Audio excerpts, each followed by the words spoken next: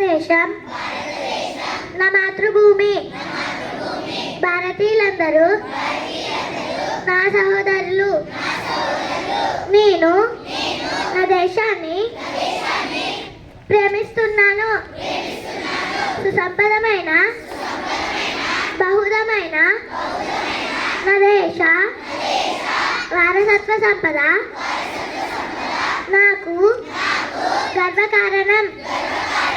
దీనికి అర్హత పొందడానికి సర్వదా నేను కృషి చేస్తున్నాను.